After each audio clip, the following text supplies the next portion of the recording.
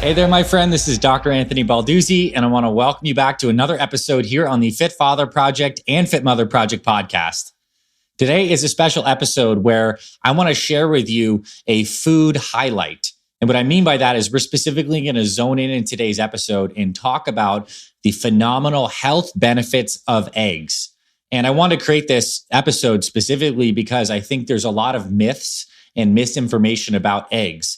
And I want to cover a little bit of the history of why that came to be, as well as talk about the phenomenal nutrients that are in eggs and share with you the ways that I personally incorporate eggs into my life.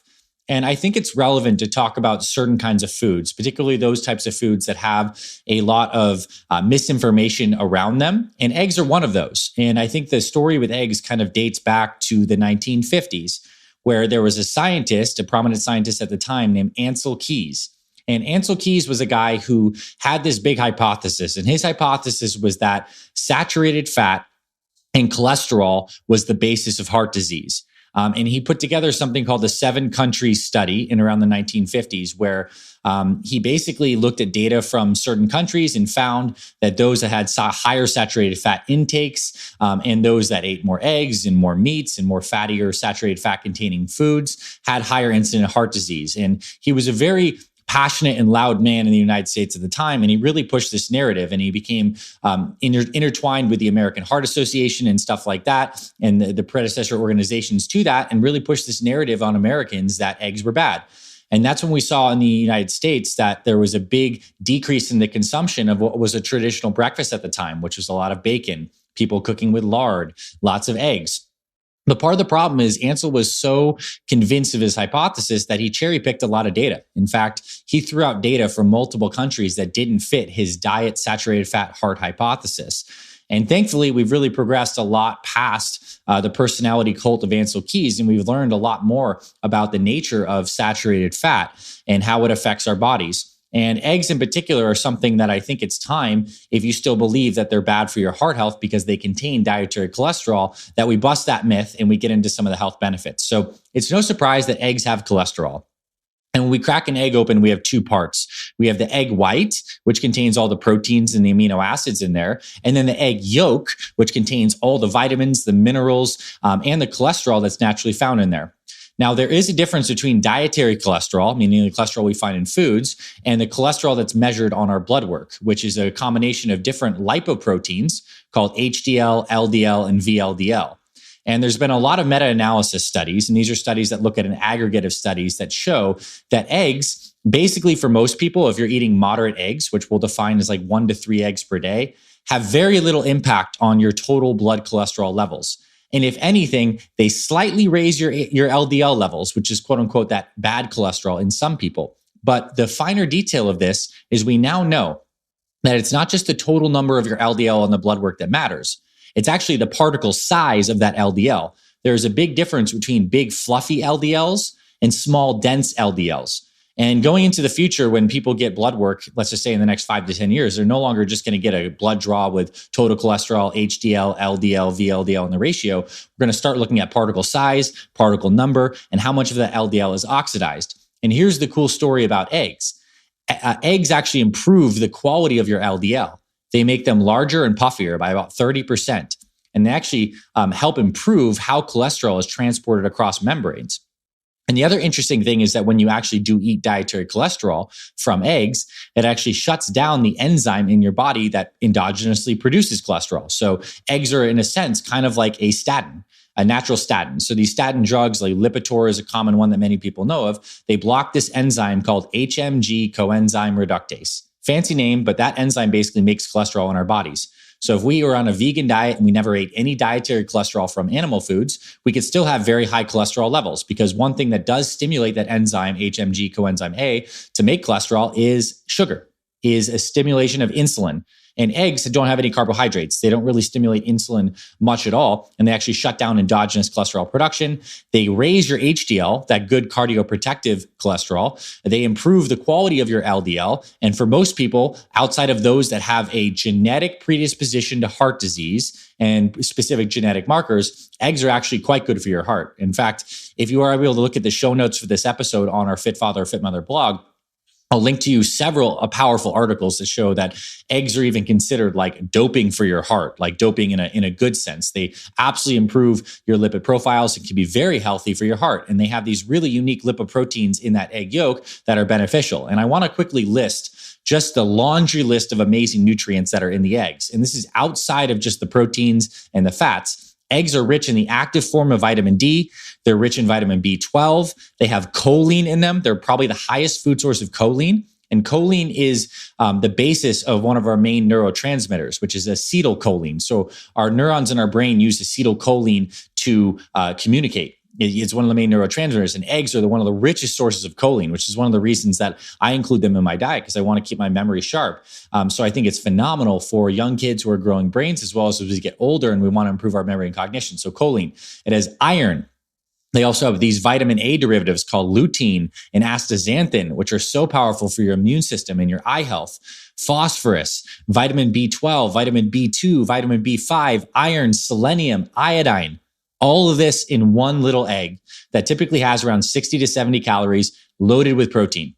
And from the research that I've been able to ascertain and look through, it's pretty much shown that people, even diabetics, so diabetics, people that are metabolically compromised, they often have fat in their liver, they're insulin resistant.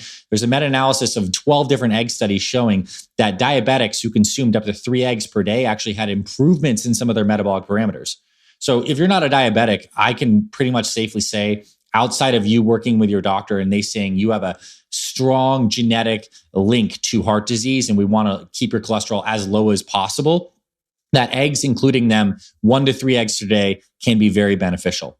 Now, what I personally do is for breakfast sometime, and this breakfast may not come at like 7, 8 a.m. Sometimes I am doing intermittent fasting and maybe I don't eat until noon, like today. I'm recording some podcasts and episodes, so I'm not eating. I like to stay fasted on those days. But maybe for breakfast, I'll have 3 eggs. And what I think is interesting about eggs is the way you cook the eggs actually has an impact on how healthy they are for you. So with a lot of these special precious fats in some of these foods, like the egg yolk contains all that fat, you don't want to cook it at high temperatures to the point where it becomes all fried up. So it's better to have a sunny side up egg with a runny yolk than it is to have a heavily scrambled egg. Because when we scramble that egg, those precious fats in that egg yolk become oxidized and they become oxycholesterol or oxidized cholesterol or oxysterols. And we know those are not as good for you and beneficial as having an egg yolk that's more runny. So if you can have softer eggs and cook those in that way, that is good. The other thing is like if you are whipping them into an omelet, like that's okay. I think a good way to cook your eggs is low and slow. What I mean by that is low temperature for a longer period of time, I think is a better way to cook eggs than really frying them really hot. And if you can avoid scrambling, I think that's the best. There's been some investigation and studies showing that hard-boiled eggs, particularly when that yolk is cooked all the way through, is not nearly as good for you as consuming them raw or having them sunny side up, because you really want to have those yolks, nice and runny, and so you can have those fats that are not oxidized. And for years when I was bodybuilding, I did this for about 10 years. I would have like multiple raw eggs per day. So I think there was a lot of concern that people have about, are you going to get sick from raw eggs? That's certainly not been my experience. There is a risk of salmonella bacteria, but that is on the outside of the egg, not the inside of the egg. So if you wash your eggs and you crack them open, you can consume eggs raw, and there's fine benefit to that. I don't do that all the time, but occasionally if I'm feeling like really badass after a workout, I'll crack a couple raw eggs into a glass and drink those down. Now, when it comes to muscle building, I think this is pretty interesting.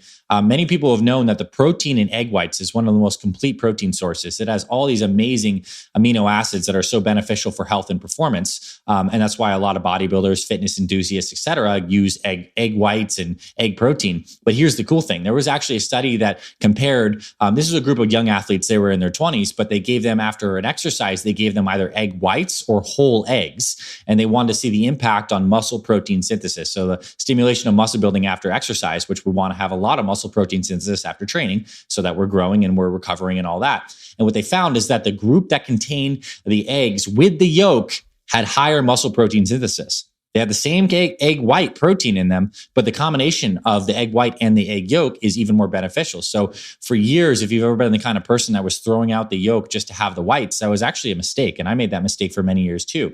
So I think that's something to consider. Now, here's ways that I practically eat eggs into my life. Well, like I said, I have them for breakfast, but I like to do a soft boil on the eggs. So what I do is like I get a pot of water and I put the eggs in while the water is still cold. So I'll throw like 9 eggs in at a time in the water. It's cold water. Then you turn the burner on and you raise it up until the point where the water is boiling. And when the second the water boils, you start a timer for around 8 to 9 minutes. At this point, at 8 to 9 minutes, actually, let me clarify this a little more. Just make sure the instructions are I was being as clear as possible. So you put the eggs in where the water is still cold. You turn on the burner until it starts to boil. When it boils, you turn off the water. So now the burner is off. Now you had boiling water and the water is no longer boiling, but it's still hot. Now you set your timer for around 8 to 9 minutes. At the 8 to 9 minute mark, or you can use an egg timer, of course, you're going to have roughly like a soft boiled egg. And I think it's cool because the egg white is totally cooked, but the yolk is still got a little bit of runniness and a little bit of softness, which we know it's not good to overcook the yolks, but it's really convenient to have hard-boiled eggs in your fridge as like a go-to food. It's certainly one of mine. I often throw it on salad. So if I want to do a big lunch salad and I want to get some more protein on there, and if I want to do it in a way that's not necessarily always including an animal protein, like salmon, chicken, steak, or something like that, you get a bunch of greens, you throw 2 to 3 hard-boiled eggs on there, you just slice them up after you peel them. I throw on a bunch of sprouts, maybe I'll throw on a little bit of blue cheese, olive oil-based dressing, some pistachios, some walnuts, and I have like a power salad that when you total it up has like 30 to 40 grams of protein. And the eggs, each egg has like 5 to 7 grams of protein. So you have 3 of those big eggs. That could be like almost 20 grams of protein, which is phenomenal. So that's one way I use the eggs is hard boiled. Another way is like you can actually, I call them poor man's deviled eggs. You can actually just crack a hard boiled egg and then slice it in half and just put a little squirt of some mustard on there, either Dijon or regular yellow mustard. And I promise you, an egg with a little bit of mustard on it kind of tastes like a deviled egg, which obviously those are ingredients that are in a deviled egg, but it's just a convenient way where you don't have to do all that prep. But if you want to go ahead and make like a healthy deviled egg as like a nice snack for you and your family, you can go ahead and do that. You just mix up the yolk with some healthier mayonnaise, like an avocado oil-based mayonnaise would be good. Maybe some paprika, salt, pepper, a little bit of celery, and then maybe some mustard, and bam, you have a really nice deviled egg. So it serves as a really nice snack. And sometimes my wife and I even do breakfast for dinner. You know, it's just like you want to do something quick and convenient. You don't want to have something that's too super heavy. So we'll do some eggs. And you can make eggs in many different ways, right? Sunny side up is wonderful. You can throw that with a side of greens or a side of other kind of protein. You can throw eggs on top of things. So I just think I wanted to do an episode specifically calling out eggs. Now, I do also want to say, like all foods, some people have food allergies to eggs. And it's typically the proteins in foods that cause food allergies for us. So people who may have a sensitivity to the dairy proteins. Some people have sensitivity to egg proteins. And I want you to be aware that if you do have a sensitivity to eggs, even though they look great on paper and the research supports that they're very good for you, you probably shouldn't have them. And this is a kind of comment that goes for all foods. I want you to pay attention when you eat certain foods. Do you experience any of these symptoms? Stomach pain, gas or bloating, or particularly stuffiness of your nose, itchiness of your eyes. These are indications that your body is having a histamine or an allergic response to a particular protein that it thinks is foreign.